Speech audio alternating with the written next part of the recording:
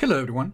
In this video, we're going to look at the new features and changes that Microsoft has been working on build 21.359. These new changes are available through the dev channel, and while they're not tied to any specific version of Windows, most of them are expected to arrive with version 21H2 when it ships during the second half of 2021. Okay, so let's have a closer look at these new features and changes available in this flight.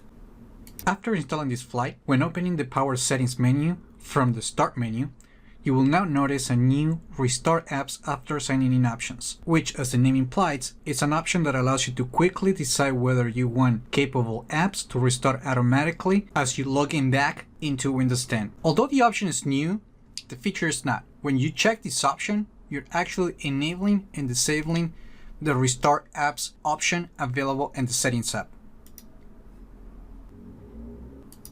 The one available on the sign-in option settings, this one right here. As you can see, we have the option turned on, and so the Restart Apps option right here. So if we disable this one